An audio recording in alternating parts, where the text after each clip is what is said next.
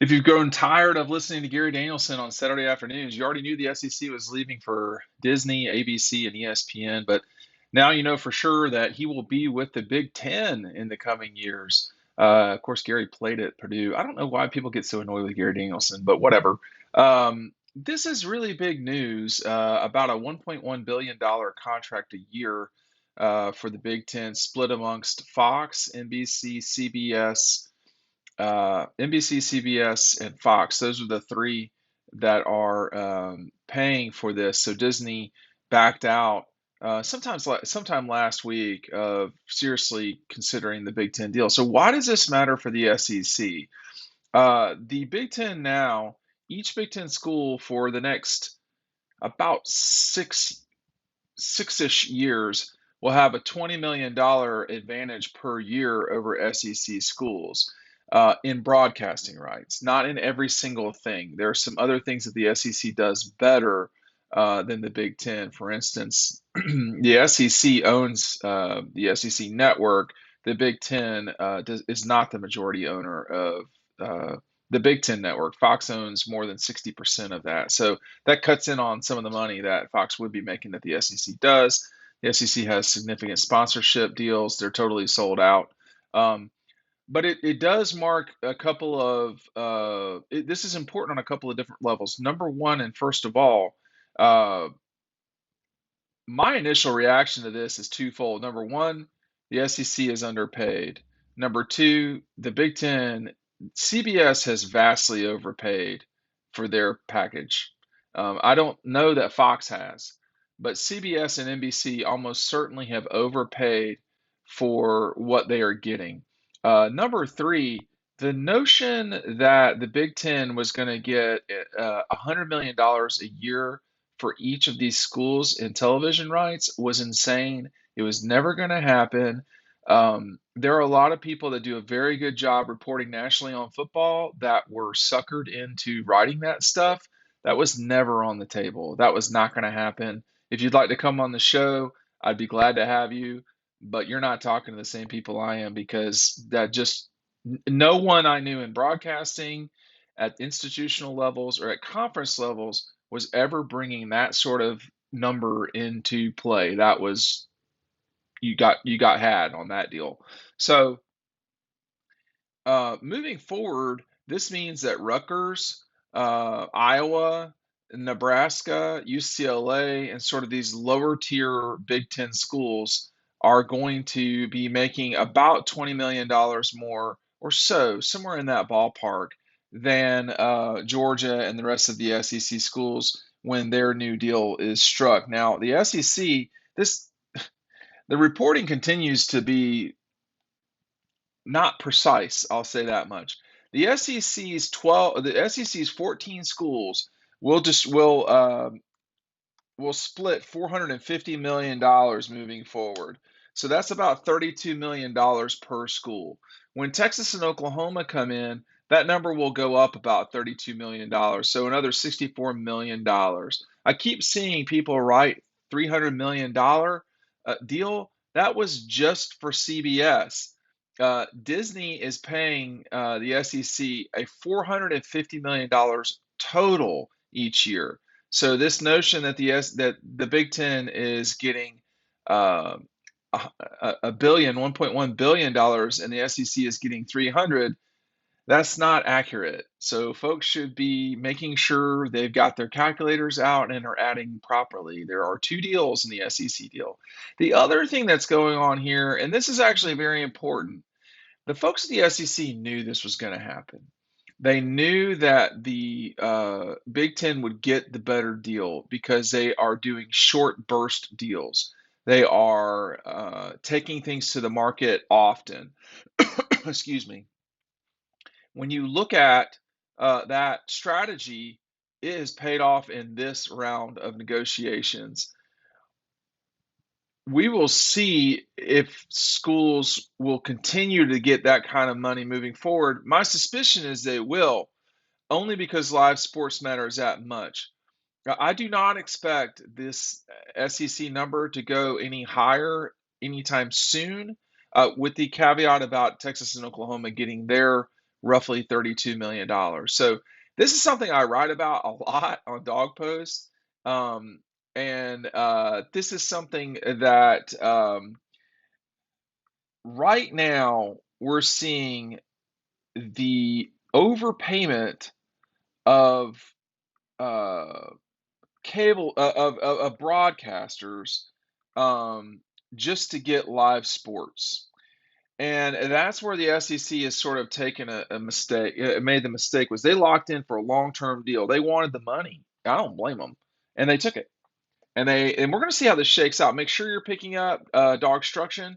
I have a limited amount of 2020 previews remaining. The annual subscribers at Dog Post, your uh, 2020 previews are on the way. They are in the mail. Some of you are getting them now, but I haven't gotten them all out. There's a lot of y'all. Make sure you're picking up DAWGSTRUCTION today. It is an 80-page hardcover look at Georgia's 2021 national championship. There is not a book like this out there, period. Make sure you get it today. And when you get it today, you get the 2022 preview included for free. And when you look at the total number of viewers over the last 10 years, I will read you the current and future SEC schools, and I will hold up my hand counting which ones they are. Now, this is total viewers. This is actually not under the contract. So some of these numbers are going to be skewed, and I'm looking at you, Clemson, uh, Alabama, Georgia, Oklahoma, LSU, Auburn. So 5 of the top 10 are SEC schools. Florida, uh, Texas A&M, Texas. So 8 of the top 20 schools are SEC schools. Okay. Now, Big Ten is Ohio State, Michigan, and then in the top, it drops down significantly after that. And you get to Michigan State, Wisconsin, Penn State, and Nebraska. Okay, so that's in the last 10 years. There are 6 top 12. I skipped SC, so 7. There are 7 Big Ten schools that are top 20 television watching audiences. But it's hard to really compare, frankly, Texas to Georgia because Georgia has not quite double, but almost double the amount of viewers that Texas has had over the last 10 years. Okay. Um, what you're paying for when you're in this situation are eyeballs. So, which are the most watched games in television? Okay, over the last 10 years, total, the most watched games, and this is hard to believe, but the most watched game in television over the last 10 years doesn't even play every year. It's Georgia, Alabama. Okay, over 116 million people total have watched that game over the last 10 years. Okay, so this is the modern era of college football. That's when the SEC expanded and everybody else did the expanding. So 2012 on. Michigan, Ohio State is number 2 at 107 million. After that, you're getting a lot of SEC games: Auburn, Alabama, Alabama, LSU, Alabama, Texas A&M, Georgia, Auburn, Georgia, Florida, Texas, Oklahoma, Alabama, Ole Miss, Georgia, Tennessee, Alabama, Tennessee. These are all games that are SEC games that are played only in the league. Okay, so that's 9 of the top 20. Now, some of these games are not league games. Like, for instance, Army Navy. That's a top 10 game, but it's not in a package. CBS has that, but it's not an SEC or ACC package, obviously. There is so in for the Big Ten, you got Ohio State, Michigan State. Then you got Ohio State, Penn State, Ohio State, Wisconsin. Are we, as Steve Jobs would say, have we figured out what's happening yet? Do you get it? It's Ohio State. I mean, that's the biggest. You're paying for Ohio State. You also then have Michigan, Michigan State. I skipped Texas, Oklahoma. I should not have done that. So 10 of the top 20 moving forward are SEC fights.